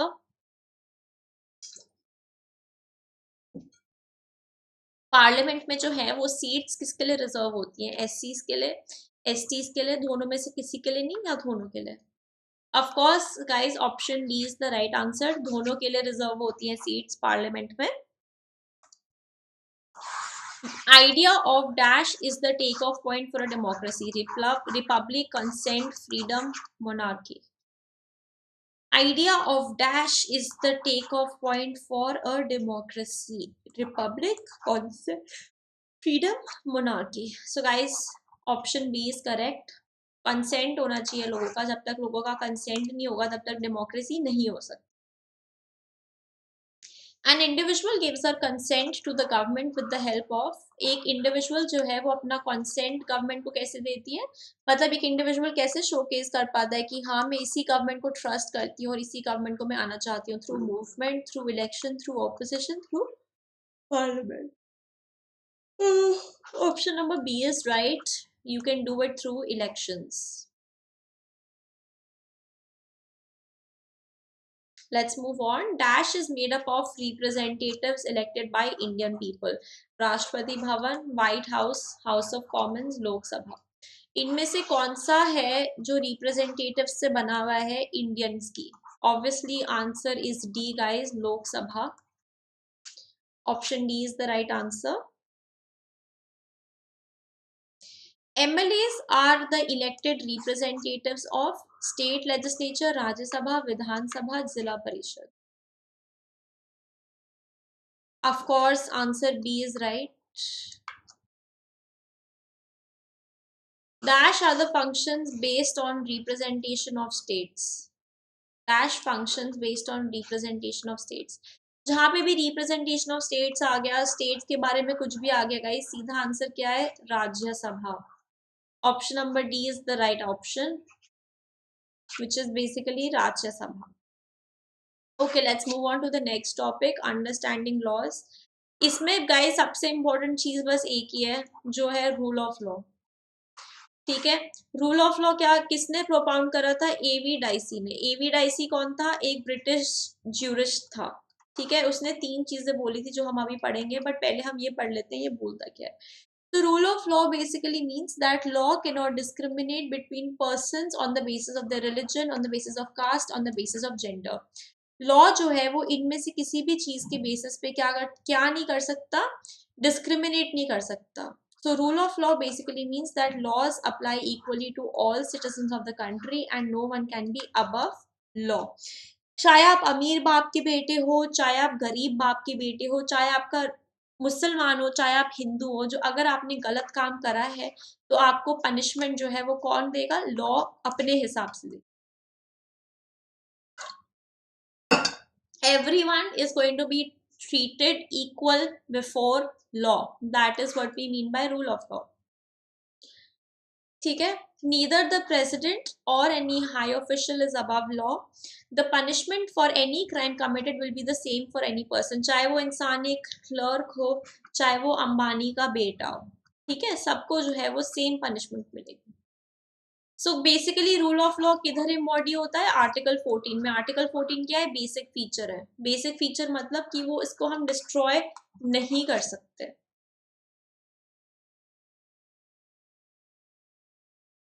So guys, that is what we basically meant by rule of law. A V Dicey ने इसके 3 parts दिए थे. एक उसने बोला था absence of arbitrary power, दूसरा उसने बोला था इक्वालिटी बिफोर लॉ, एंड तीसरा उसने बोला था प्राइमेसी ऑफ इंडिविजुअल. तो इंडियन केस में हम पहले 2 चीजों को सीरियसली लेते हैं, मतलब absence of arbitrary law. Arbitrary law नहीं हो सकता, एंड सब लोग जो है वो लॉ के पहले क्या होंगे? इक्वल होंगे. इसको हम क्या बोलते हैं? इस फंक्शन को हम बोलते हैं रूल ऑफ लॉ. और ये किधर एम्बॉडीड है? ये आर्टिकल नंबर 14 में एम्बॉडीड है. ठीक है, okay guys, let's have an answer to this. Jallianwala Bagh massacre date, when did it take place? Was it 13th April? Was it 13th March? Was it 13th May? Was it 13th June? Of course, answer A is right. 13th April 1919 Jallianwala Bagh में क्या हुआ था? General Dyer वहां पे farmers protest कर रहे थे किसके against? रोलात act against. So of course General Dyer shot them down even though they were peacefully protesting. This marked a very sad day in the history of Indian history when so many of our farmers lost their lives. So guys, 13th April 1919 में ये हादसा हुआ था. Jallianwala Bagh located किधर है? A Amritsar, B Delhi, C Agra, D Dehradun. I'll give you 5 seconds to think.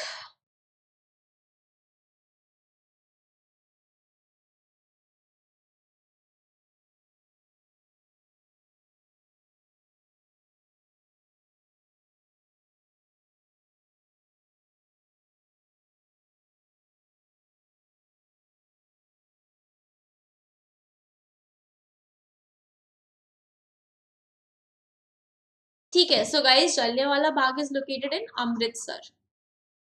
Amritsar में अभी एक नया म्यूजियम खुला है जिसको हम कहते हैं पार्टीशन म्यूजियम. ठीक है, ये भी काफी सही चीज है. सो 13th April 1919 in Amritsar, Jallianwala Bagh massacre occurred. When did the Rowlatt Act come into effect?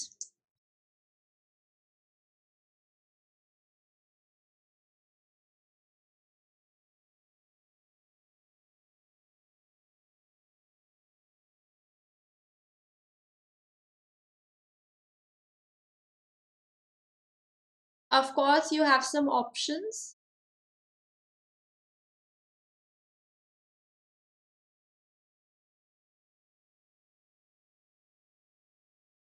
You have some options that you can look into. So, guys, it was on 10th March 1919 that this act came into effect.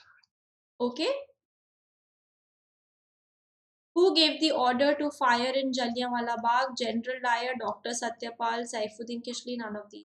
Option number A is right. General Dyer gave the orders of firing openly at people. What is the violence free relationship where husband and wife are treated as equal and they enjoy equal rights? It is called an equal relationship. Option A is the right answer. It is not called a discriminated or evolution or any of these. Okay?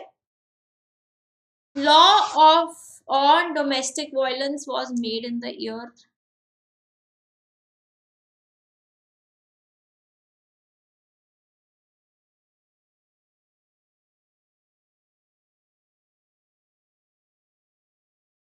Was made in this year. So guys, 2006 is the right answer. Who was the Afro-American woman who refused to give her seat to a white man in 1955? Your options are Rosie Peter, Rosa Parks, Rosemary, Rosie Jones. So guys, what happened was this woman basically refused to give up her seat to a white man. So earlier, of course, apartheid hoti thi. Apartheid matlab that blacks were not treated equally to whites and they were shamed and they were basically treated as slaves by white men. White supremacy was practiced. They were treated as slaves by black people, right? So when this black white man basically asked this black woman to give up her seat in a bus, she said no. And when she refused to do it, it led to the beginning of a civil rights movement in America. And the name of this woman was Rosa Parks. So B is the right option. The age at which a person can start voting in our country is 18, 22, 21, 25. Of course, guys, option A is the right answer. 18 साल में हम vote कर सकते हैं. The constitution states that there should be no dash exercise of power.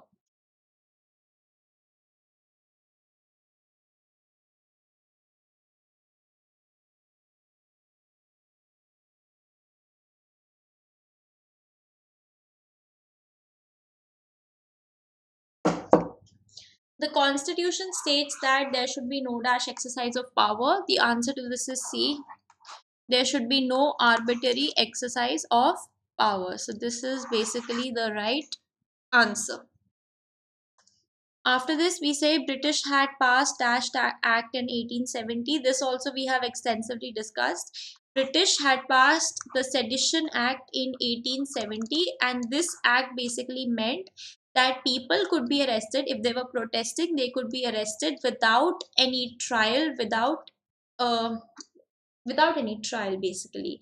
So this was called the Sedition Act of 1870. During the Jallianwala Bagh tragedy people were protesting against, ये तो हमें पता ही है, जलियांवाला बाग ट्रेजेडी के ड्यूरेशन में लोग किस चीज के अगेंस्ट प्रोटेस्ट कर रहे थे? रोलत एक्ट, एजुकेशन एक्ट, सती एक्ट और press act. Option A is right guys. Dash was introduced in 2005. Citizenship Amendment Bill, Dowry Act, Hindu Secession Act, Protection Against Domestic Violence Act. I'll give you 5 seconds to think. So guys, the right option answer to this is C. ठीक है, Hindu cessation amendment act bill हुआ था introduce 2005 में. Dash refers to injury caused by an adult male to a female. Domestic violence, injury, dacoity, murder. Option A is the right answer. In order to become an act, a bill has to be passed both in Lok Sabha and Dash, Vidhan Sabha, Legislative Assembly, Rajya Sabha, Vidhan Parishad. Obviously, option C is the right option. Okay guys, so this was us rounding up chapter number 4. Now let's have a look at judiciary and what are the key things we have to do. Judiciary मतलब the system of courts that exists. India में हमने फिर से बोला कि एक triangle imagine करो. Triangle के बॉटम पे लोअर कोर्ट्स है, मिडल पे हाई कोर्ट है, टॉप पे क्या है, सुप्रीम कोर्ट है, ठीक है। So this is how the judiciary functions. Of course हम लोगों ने दो तीन चीजें देखी थी कि लोअर कोर्ट ने अगर फॉर एग्जांपल सेंटेंस कर दिया मेरी मेड को डेथ के लिए because she has stolen my gold watch, then the maid takes it to the high court and the high court says कि नहीं, she cannot be sentenced to death, but we should just in fact give her 1 year in prison, ठीक है। So then of course we will have to listen to high court and not to the lower court. So that is basically the integrated function of a judiciary. The appellate function is कि हम लोग एक court से दूसरी court move कर सकते हैं ऊपर की तरफ, ठीक है। Now let's try to understand role of judiciary. Judiciary के तीन इंपॉर्टेंट रोल्स हैं इस चैप्टर में जो हमने डिस्कस कर रहे हैं। पहला है डिस्प्यूट रेजोल्यूशन, मतलब कुछ भी दिक्कत है, डिस्प्यूट क्या होता है, डिसएग्रीमेंट, रेजोल्यूशन क्या होता है, डिसएग्रीमेंट का सोल्यूशन निकालना। तो अब ये डिसएग्रीमेंट अगर लोगों के बीच में आए या दो स्टेट गवर्नमेंट्स के बीच में आए या सेंटर एंड स्टेट गवर्नमेंट्स के बीच में आए तो जुडिशरी क्या करती है, डिस्प्यूट को रिजॉल्व करती है, ठीक है। दूसरी चीज क्या देखी हमने, जुडिशियल रिव्यू। जुडिशियल रिव्यू मतलब जुडिशरी जो है वो स्ट्राइक डाउन कर सकती है पर्टिकुलर लॉ को जो पार्लियामेंट ने पास करा है अगर उनको लगे कि ये वायलेट करता है basic structure of the constitution, ठीक है। मतलब फॉर एग्जांपल पार्लियामेंट ने लॉ पास करा कि सारे मुस्लिम्स को उनकी सिटीजनशिप ले लो, उनको मार दो, ठीक है, क्योंकि हिंदुस्तान क्या है, हिंदू राष्ट्र है। तो ऑब्वियसली जुडिशरी ने देखा कि ये इन्फ्रिंज करता है secular nature of the constitution में, सो जुडिशरी ने क्या करा, मना कर दिया कि हम ये वायलेट नहीं करेंगे, ठीक है। So this basically is called judicial review. The third function is upholding the law and enforcing fundamental rights. This basically means every citizen of India can approach Supreme Court or High Court if they believe that their fundamental rights have been violated. ठीक है, इसका मतलब ये कि अगर किसी को भी लगे कि उनके फंडामेंटल राइट्स क्या हुए हैं, वायलेट हुए हैं, तो वो क्या कर सकते हैं, they can go straight to supreme court और high court. Under what, under article 32 supreme court के पास जा सकते हो, आर्टिकल 226 में हाई कोर्ट के पास जा सकते हो। ये क्या होता है, ये कॉन्स्टिट्यूशनल रेमेडीज हैं, ये 5 रिट्स हैं जो हमने बहुत एक्सटेंसिवली डिस्कस करी है फंडामेंटल राइट्स वाले चैप्टर में। So in this manner the judiciary basically upholds law and fundamental rights, ठीक है। सेकेंड इंपॉर्टेंट कंसेप्ट इस चैप्टर में जो आता है वो होता है बेसिक स्ट्रक्चर। बेसिक स्ट्रक्चर एक लैंडमार्क जजमेंट थी जो Keshava Nanda Bharati versus state of Kerala case में 47 ईयर्स अगो मानी गई थी, ठीक है।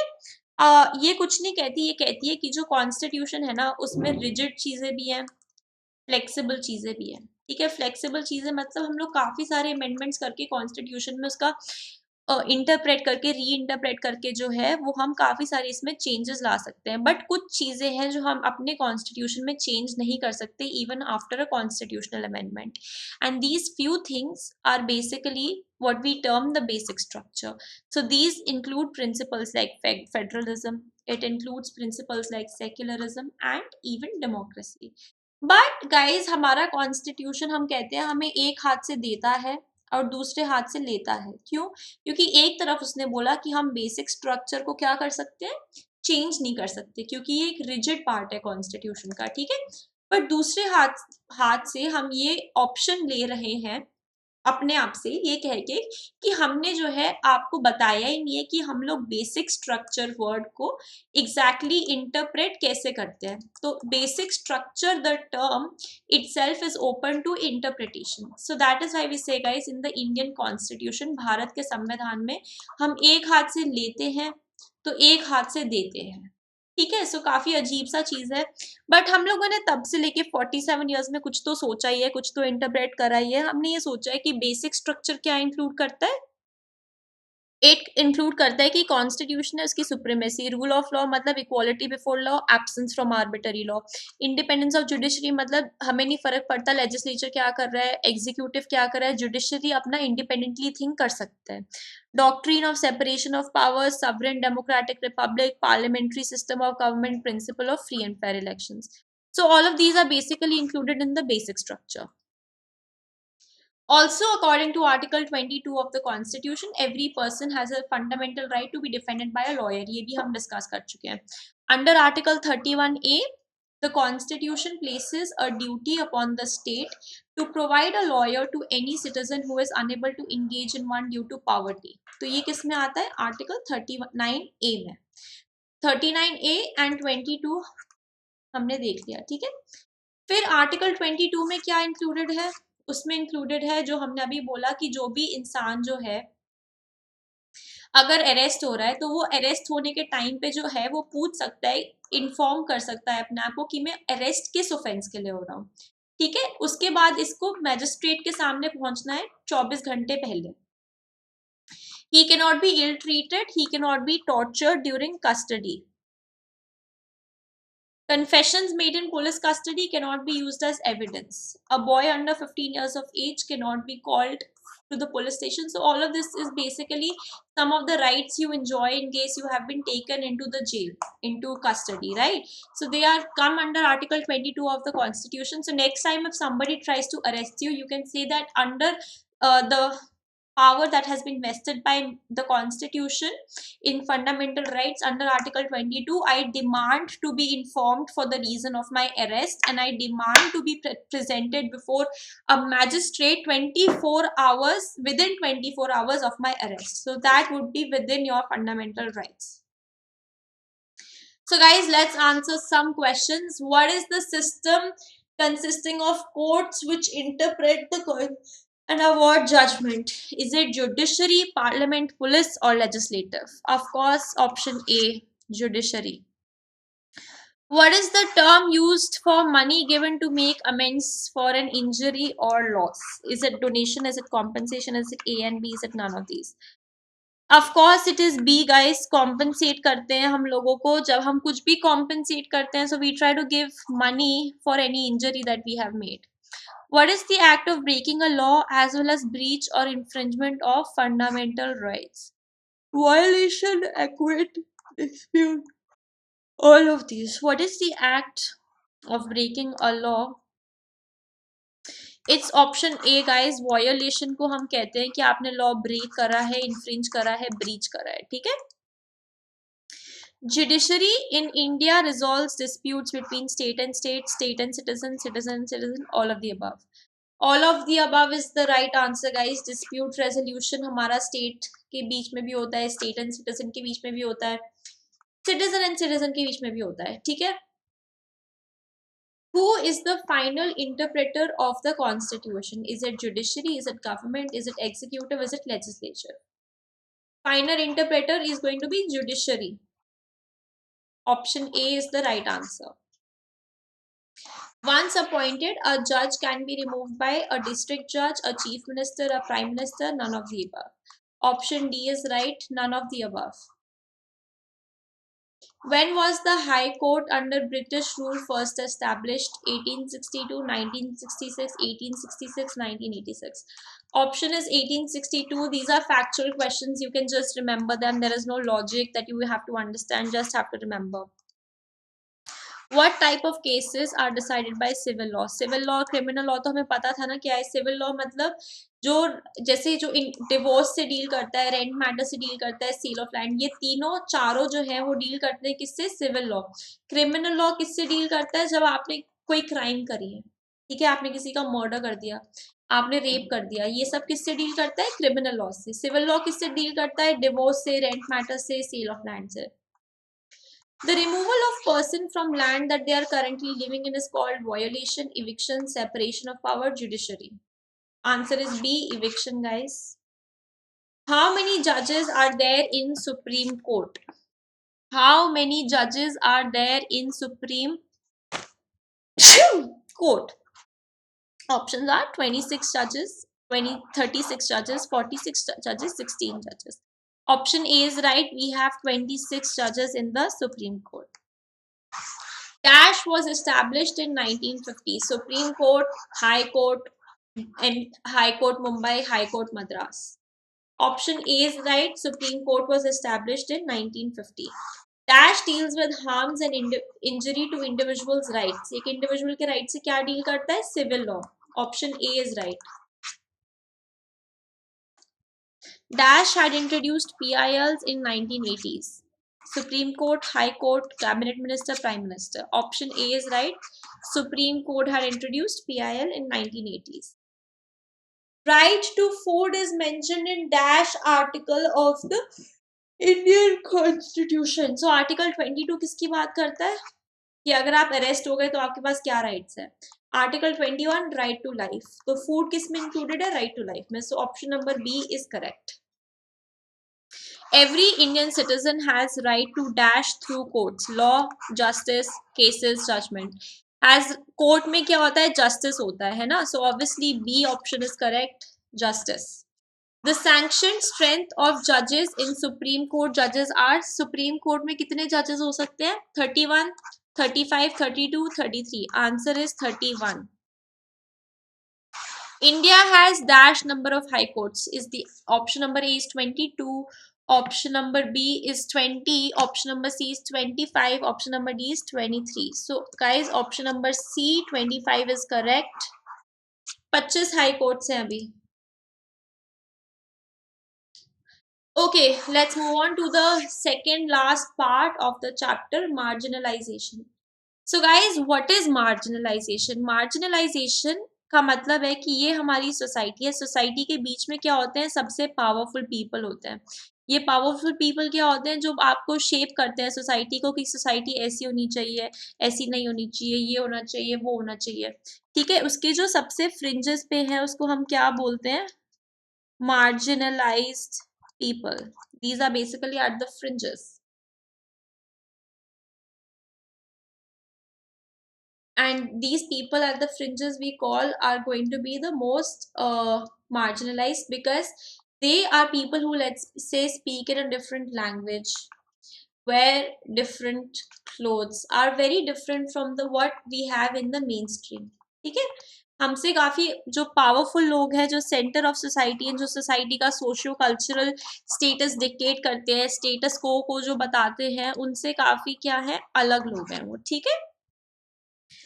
A social process of being confined to lower social standing is called marginalization. It involves people being denied their fundamental rights that results in lowering their social and economic status. It is a situation when a particular social group is to live on fringes rather than a marginalized section of society does not get proper socio-economic development. ठीक है? So this is what we call marginalization. So of course हम लोगों ने दो लोगों की बात करी थी इस चैप्टर में, आदिवासीज को क्यों? Because they've always been stereotyped. उनका जो लैंड था ओरिजिनली, आदिवासीज का जो लैंड था वो उनसे ले लिया गया, कन्वर्ट हो गया वाइल्ड लाइफ पार्क्स में, नेशनल पार्क्स में, so on and so forth. And Adivasis, they were removed and they were sent to the cities to perform menial jobs where they suffered in an unbreakable chain of poverty. दूसरा हमने किसकी बात करी थी? Muslims की. Muslims की हमने क्यों बात करी थी? क्योंकि 14.2% ऑफ इंडियन पॉपुलेशन जो है वो मुस्लिम्स की है, and they have been deprived of benefits of socio economic development for several years. Muslims were lagging behind in terms of various development indicators. ठीक है. 2005 में एक हाई लेवल कमेटी सेटअप हुई थी जिसका चेयर था राजेंद्र सच्चार, एंड उनने ये कहा था कि जो marginalization फेस करती है Muslim community in the range of social, economic and educational indicators, the situation of Muslim community is comparable to that of other marginalized communities like scheduled caste and scheduled tribes. ठीक है. तो Muslims की जो marginalisation जो वो सफर कर रहे हैं वो किससे कंपेरेबल है? Schedule cast and schedule tribe से. This was what. So guys, let's have a look at the questions. Certain groups feel marginalized due to factors like socio and cultural, economic, political, all of these. The answer to this, of course, is D. Due to all of these factors, certain groups feel marginalized. What literally means the original inhabitants? A. Adivasi, B. Minority, C. Ghetto, D. Devoid. Option number A is correct. Adivasis को हम लोग क्या बोलते हैं? इनका literal meaning होता है that they are original inhabitants. How much is the population of Adivasis in India? The option is A is 2%, B is 4%, C is 8%, D is 16%. So guys, option number C is correct. 8% of the population of Adivasis in India. So हमें पता है कि आदिवासी को बहुत सारा stereotype करते हैं, ठीक है, इनको बहुत ज्यादा स्टीरियोटाइप करता है। कौन करता है? मेन स्ट्रीम मीडिया जो है इनको स्टीरियोटाइप करता है, because they are different from how the mainstream work. So the projection that we have of Adivasis is related to them being either A, exotic, B, primitive, C, backward, D, all of the above. The right answer to this is D. हम लोग assume करते हैं जो media projection है उसके हिसाब से कि आदिवासी क्या हैं, they're exotic creatures who are primitive and who are backward, whereas that is anything but further from the truth. Confronting marginalisation में हमने देखा कि हाँ, हमने समझा मार्जिनलाइजेशन में काफ़ी मार्जिनलाइज ग्रुप्स है, शेड्यूल कास्ट मार्जिनलाइज्ड है, शेड्यूल ट्राइब्स मार्जिनलाइज्ड है, एंड इवन मुस्लिम्स जो है वो क्या है, मार्जिनलाइजेशन फेस करते हैं. Of course women face marginalisation on the basis of gender.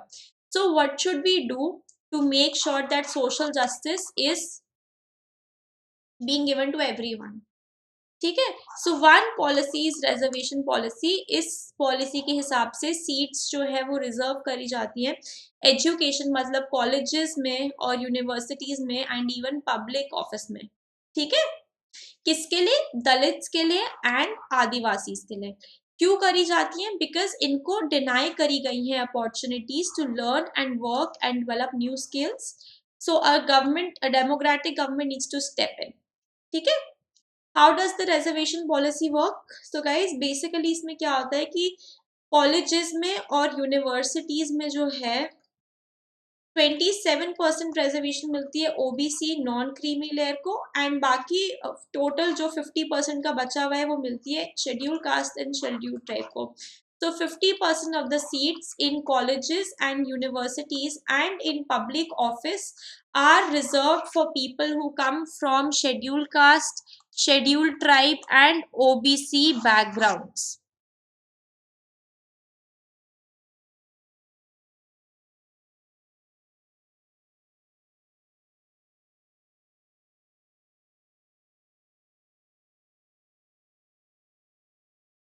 Protecting the rights of Dalits and Adivasis. ठीक है. Additionally guys, additionally to the reservation we have the scheduled caste and scheduled tribe Prevention of Atrocities Act 1989, which was a response made to demands by Dalits and tribal groups that the government must take seriously the humiliation that they have faced in 1970s and 1980s. ठीक है. So this was a very important act, and it helped Adivasis to defend and to occupy land that was traditionally theirs. Similarly, it also benefited a lot of scheduled castes. Tribal people could now repossess their land, which was one of the positive things that came out of this act. So let's have a look at the questions, guys. Who out of the following are facing inequalities due to marginalization? Obviously हमें पता है जो marginalise communities हैं वो क्या face करती है, inequality face करती हैं. क्यों? सोशल इनइक्वालिटी फेस करती है, उनको सोसाइटी इक्वल ट्रीट नहीं करती. इकोनॉमिक इनइक्वालिटी फेस करती है. क्यों? क्योंकि वो लोग जो है उनके पास obviously they are stuck in a chain of unbreaking a cycle of poverty. So it is either A Dalits, B women, C Adivasis, D all of them. So guys, all three of these groups face marginalization. Dalits face social marginalization because of which they also may face economic marginalization. Adivasis face economic marginalization because they are being given menial jobs in cities because they are being evicted from their original lands. Women of course face marginalization because despite all of this we live in a deeply patriarchal society, a society which is dominated by men. Which of the articles states that untouchability has been abolished? Article 16, 18, 28, 17. Option D is correct, guys. We had discussed this. Article 17 talks about the abolishment of untouchability. How does the government ensure that inequity has to end? Through laws, through reservation, both A and B, none of them. Of course, through both laws and reservations, that is option C is correct. The government ensures that the inequity in the country comes to an end. Okay guys, this was all for today. Thank you so much for watching. आपने जो हमने quiz और जो questions करे हैं उनके जो भी नंबर है आप उनको कमेंट सेक्शन में नीचे लिखिए, ठीक है। मेरा कोड मत यूज करना भूलना, स्वास 10 स्वास 10। एंड ऑफ कोर्स बिकॉज ये प्री रिकॉर्डेड क्लासेस हैं तो मैं आपसे पूछ नहीं सकती कि आप स्पेशल क्लासेस में क्या सुनना चाहते हैं, तो कमेंट सेक्शन में लाइक करिए। अनअकैडमी पे मैं 7 और 8:30 बजे जो हूँ वो क्लास लूंगी, तो उसके लिए भी आपको पहुंचना है। So guys, best of luck. Don't forget to use my code SWAS10 once you open Unacademy. Thank you so much for watching, and please don't forget to comment your marks down below. Don't forget to comment any doubts you may have, and give me topics and give me ideas जहां पे आप दिक्कत face कर रहे हो, जो फिर मैं आपको स्पेशल क्लास में पुट फॉरवर्ड करूं। So guys, thank you so much for being a part of the lecture today.